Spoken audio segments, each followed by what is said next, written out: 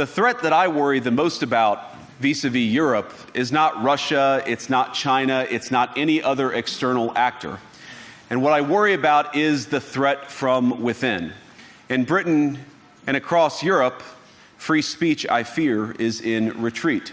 That's just not done, certainly not amongst friends and allies. We resolutely reject this.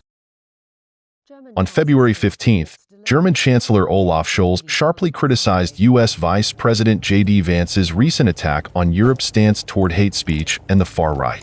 Scholz made it clear that it's not for others to tell Germany or Europe how to handle such matters.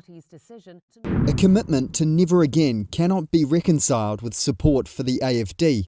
That's why we will not accept it if outsiders intervene in our democracy, in our elections, and in the democratic formation of opinion in favour of this party.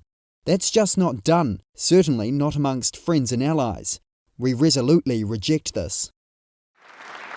The controversy began at the Munich Security Conference, where Vance accused European leaders of censoring free speech, targeting German political parties for their strong opposition to the far-right AfD.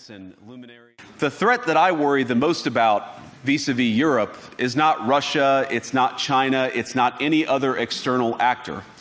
And what I worry about is the threat from within, the retreat of Europe from some of its most fundamental values, values shared with the United States of America. In Britain and across Europe, free speech, I fear, is in retreat. In Washington, there is a new sheriff in town, and under Donald Trump's leadership, we may disagree with your views, but we will fight to defend your right to offer it in the public square, agree or disagree. Now, the good news is that I happen to think your democracies are substantially less brittle than many people apparently fear. And I really do believe that allowing our citizens to speak their mind will make them stronger still. Which, of course, brings us back to Munich, where the organizers of this very conference have banned lawmakers representing populist parties on both the left and the right from participating in these conversations. Now again, we don't have to agree with everything or anything that people say, but when people represent, when political leaders represent an important constituency, it is incumbent upon us to at least participate in dialogue with them. The AfD, a party known for its anti-immigration views, is polling at about 20% as Germany heads toward its February 23rd general election. Scholz remarked sarcastically on Vance's speech, pointing out that while the conference was expected to focus on the Ukraine-Russia war, Vance barely mentioned the topic, instead choosing to focus on domestic European politics. Do you think there was anything in the Vice President's speech worth reflecting on?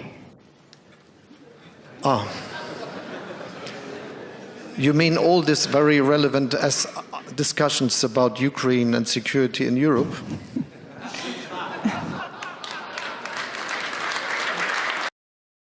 In another development, Scholz forecasted that the next German government would create an exemption to the country's constitutional debt limits, specifically for defense and security spending.